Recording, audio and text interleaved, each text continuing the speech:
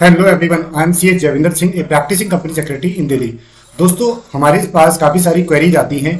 वो कहते हैं कि सर, हमने अपने कंसल्टेंट से पूछा, सर हमने अपनी सीए से पूछा, अपनी सीएस से पूछा कि क्या section 8 company micro finance activities कर सकती है, क्या सेक्शन 8 कंपनी फाइनेंस एक्टिविटीज कर सकती है। कि सर हमारे जो कंसल्टेंट है वो बोल रहे हैं कि एज पर कंपनी या सेक्शन 8 कंपनी फाइनेंस एक्टिविटीज कर ही नहीं सकती है।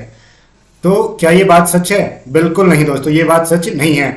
आरबीआई की एक सर्कुलर आया है जो 14 मार्च 2022 को आया है, जो कि इफेक्टिव होगा 1 अप्रैल 2022 से।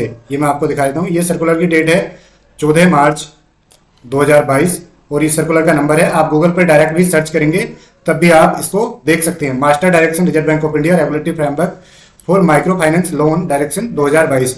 और इसकी एप्लीकेबिलिटी की दोस्तों अगर हम बात करें तो ये है, the direction shall be effective from April 1 2022 से ये इफेक्टिव हो जाएंगी।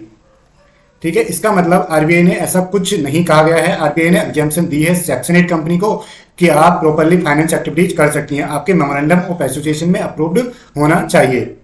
तो देखते हैं हम इसी जो सर्कुलर का पॉइंट नंबर 9 है वो इसी के रिगार्डिंग है कि सेक्शन 8 कंपनी फाइनेंस एक्टिविटीज कर सकती है। इनडायरेक्टली उन्होंने इस बात को क्लियर किया है, ये देख सकते हैं आप लोग।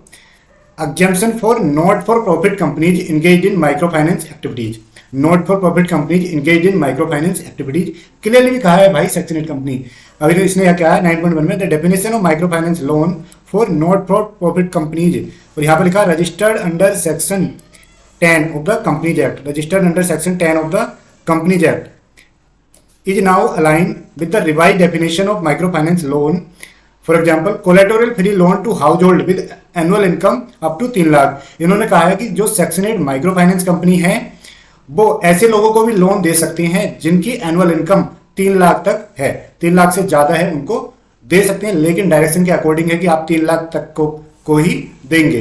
Provided monthly loan obligation of house hold does not exceed 50% of monthly house hold income. यानी कि जो आपकी इंस्टॉलमेंट रहेगी या फिर किस्त रहेगी या ईएमआई रहेगी, वो जितनी हाउस होल्ड जिस पर्सन ने लोन लिया है उसकी इनकम है, उसकी इनकम के 50% से ज़्यादा नहीं होनी चाहिए। अगर उसकी इनकम 20,000 है तो मंथली किस्त 10,000, 50% कितना हुआ 10,000 हुआ, 10,000 से ऊपर नहीं जानी चाहिए किसी भी केस में। ठीक है दोस्तों, सेक्शन 8 कंपनी यहाँ पर रिकॉग्नाइज करती है, एकदम ऑथेंटिक ये सर्कुलर है। मैं आपको गूगल पर भी सर्च करके दिखा दे रहा हूँ। अगर हम डायरेक्ट डालेंगे RBI circular own micro finance loan, ये देख सकते हैं आप, और ये मैंने सर्च मारा तो देख सकते हैं ऊपर ही आरबीआई की वेबसाइट आ रही है, रिजर्व बैंक ऑफ इंडिया, ये आप देख सकते हैं। ठीक है, reserve Bank of India regulatory notification ये देख सकते हैं https www.rbi.org.in। अगर हम इस पर क्लिक करेंगे, 14 मार्च की ये है, इस तरीके से आप देख सकते हैं। तो ये वाला देख लो दोस्तों, आ रहा है नोटिफिकेशन। आप इसके पॉइंट नंबर 9 में आ सकते हैं, एकदम ऑथेंटिक हमने ये डाउनलोड किया हुआ है। तो पॉइंट नंबर 9 में आप देख सकते हैं यही बातें यहाँ पर लिखी गई हैं सेक्शन 8 कंपनी वाली। तो ट्रस्ट कीजिए और आप काम कर सकते हैं। 9.2 को इन्होंने कहा है exemption from section 8, exemption from section 45 IA, 45 IB and 45 IC of the RBI act.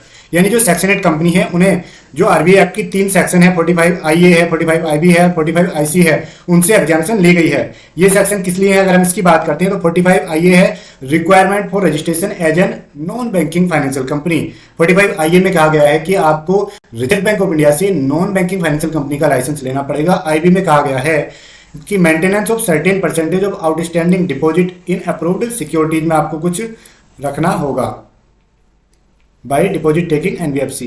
45 IC में कहा है transfer of 20% of the net profit to reserve fund.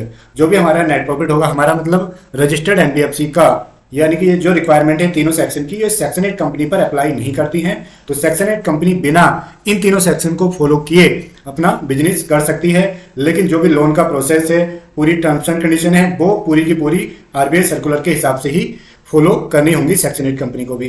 तो दोस्तों, आपका ये डाउट क्लियर हो गया होगा कि भाई सेक्शन 8 कंपनी बिल्कुल माइक्रो फाइनेंस एक्टिविटीज कर सकती है, उसके मेमोरेंडम में अप्रूव्ड होना चाहिए कि आप ये वाला काम कर सकते हो, क्योंकि नॉट फॉर प्रॉफिट होते हैं तो वो प्रॉफिट तो दिखा नहीं सकते वैसे भी।